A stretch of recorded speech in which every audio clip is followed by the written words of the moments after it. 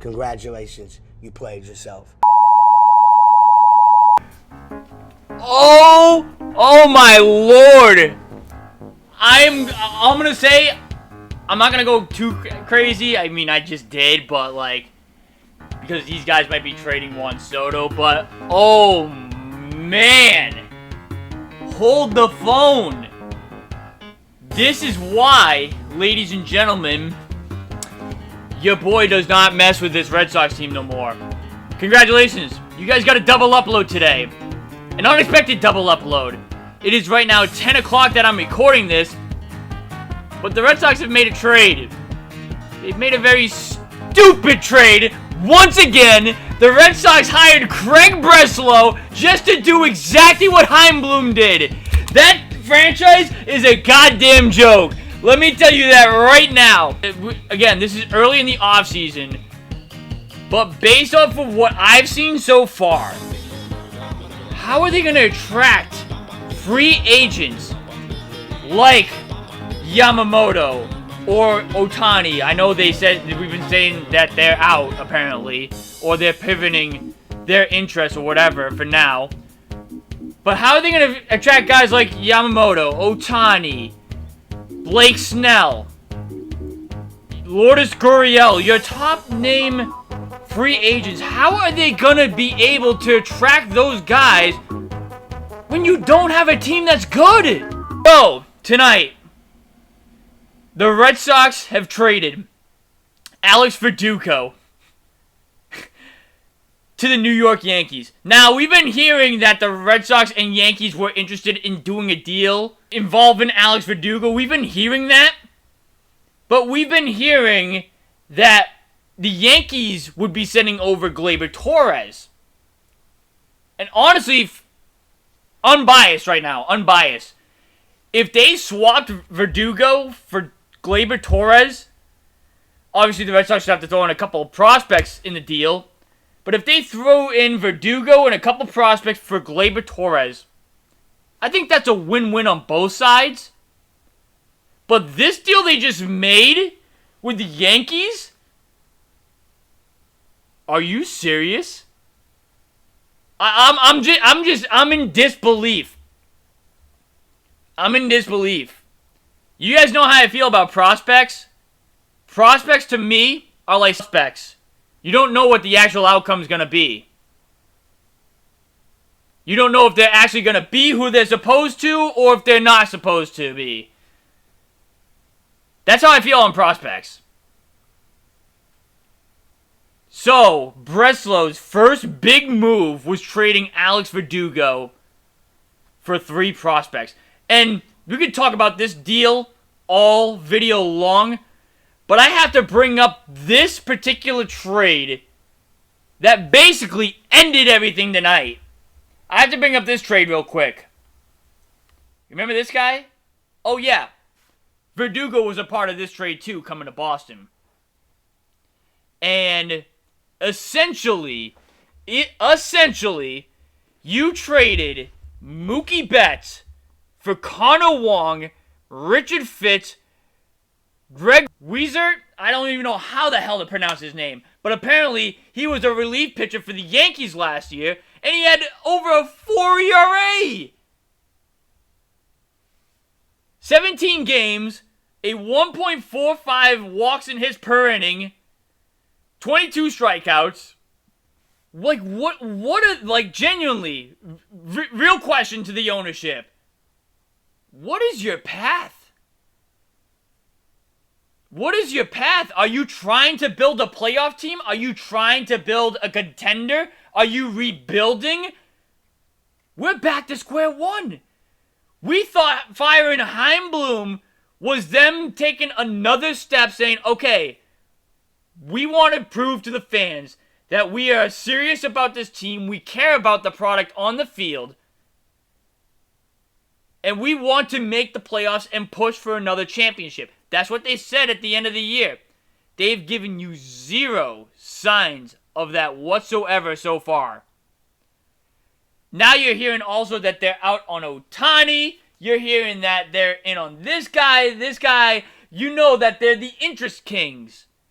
But they never close the deal. If I'm a player right now, you just have to look at this product and say, I'm not interested.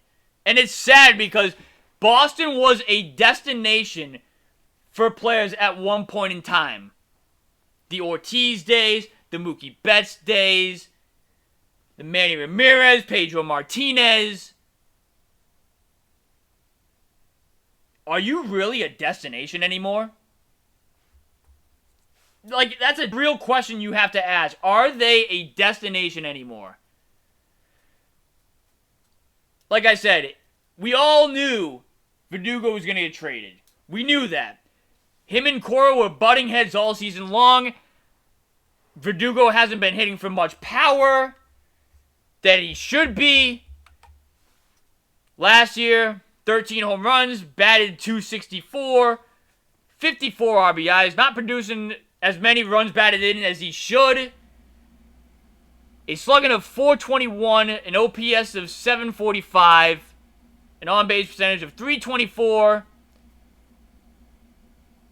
We kind of figured that he was going to go. He was going to be the odd man out of the outfield. You want to trade Verdugo? That's totally fine. You understand why you are trading him. You understand it. But the return that they got for Alex Verdugo makes the Mookie Betts trade that much worse. And fans are coming at me on Twitter right now saying, wow, you were right. Ownership clearly doesn't care about the fans. You guys know, we saw Mookie Betts return last year. And I said to you guys, I knew I missed Mookie Betts, but damn, I didn't realize how much I missed Mookie Betts. Not only do I miss the player Mookie Betts, but I miss the time when he was here as well. That's when the owners were willing to pay for any player at any cost to help this team win a championship. Sure, we saw signs of them changing course with John Lester. But when they traded Lester and the team looked absolutely dog crap, then they went back to their old ways, buying for championships, and they got one. They got one in the most historic year in franchise history. It's just sad. If you are still supporting this Red Sox team and you're still rooting for them, I genuinely feel bad for you. I genuinely feel bad for you. Because now we have Verdugo added on to the list of players that this front office or owner staff, because I'm not going to blame Breslow for this deal. I'm going to blame the front office from last year, the year prior, for this being the result of this trade. I blame them. Again, if the Red Sox got Gleyber Torres in this deal, or if they even got someone who is a decent major leaguer that can help you win ball games now, you say, understandable trade. But you traded for Greg Weissert, Richard Fitz. I don't even know who the third guy is. There's no stats for the third guy. There aren't any stats for him. I will say, the prospect, Richard Fitz, that they got in this deal was the number 12 prospect in the Yankee system. Last year, he actually pitched pretty good. He was 11-5 with a 3.48 ERA. He had... How many strikeouts did he have? He had 163 strikeouts. He had a walks and hits per inning of 1.14. Pretty solid. Pretty solid stats for one season. But the only issue I really have with this prospect that they got for Verdugo is that he's turning 24 this season. Is there a chance where he can turn himself into a major league pitcher He was in Double-A last year. If he's having a down year this year, like if I'm being honest with you, I'm reading the stats right now. In 2022, with their Single-A team, he was 3-8 with a 5.01 ERA. A walks and hits per inning of 1.139, so that stayed the same. And he had 93 strikeouts. And he pitched in 17 games in 2022. 2021, he played in a Cape Cod League. So he's from the Cape. Didn't know that. He played in Wareham. Oh, interesting. That's like 20 minutes away from me. Not going to lie to you. In the Cape League, he was 0-1 with a 7.94 ERA. This looks like it's only one game, actually, now that I'm seeing this. This looks like it's only one game. But in the SEC with Auburn in 2021, 0-3, 5.88 ERA.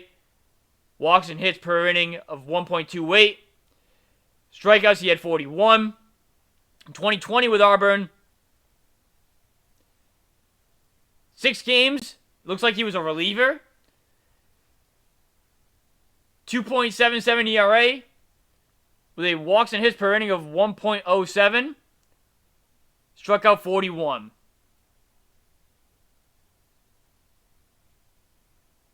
I mean, he's turning 24 this season. Can he produce in the major league level? We don't know that. Could there be some potential left in him? Yes. But you didn't need prospects. That was the last thing this organization needed. Why are they getting prospects? Why are they just dumping off players with value for one prospect to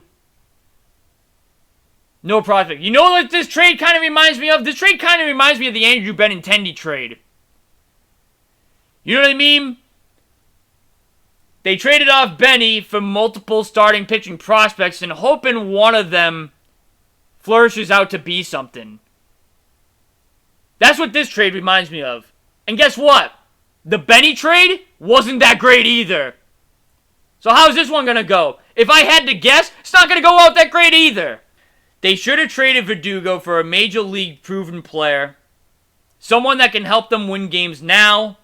They didn't do that. And we can finally say that the Mookie Betts trade turned into Connor Wong, Richard Fitz, Greg Weezer, and that third prospect from this Yankees trade. That is a huge, huge failure of a trade for the Red Sox. That alone is a failure. That's going to do it for this video. I know Juan Soto might be traded from this team. I've been hearing rumors from that. I really hope that's not true. I hope they keep him for one more season and go out and try and win a World Series for the Padres owner, Peter. I don't know if they're going to do that or not, though. Even if Juan Soto's not on the Padres, I will still root for the Padres because, obviously, you guys know, because of the Red Sox front office and because of their ownership, we are team Xander Bogaerts. And we're also a team of Mookie Betts, too, over here. I know, San Diego and the Dodgers, they're rivals. I get it. But I will always and forever have love for Xander Bogaerts and Mookie Betts. And I will hope that they do the best that they can do for their teams and go as far as they can go. So that's where we stand over here. Thank you guys for watching. Leave a thumbs up if you guys enjoyed this video. Subscribe now if you guys are new. You guys know what to do. Go check out our website. The link's in the description down below. And I don't know when my next video is going to be. If something crazy happens again, I'll probably be back on here. We'll see. But it's been your boy Jesse. And I'll see you guys in the next video. Later, guys.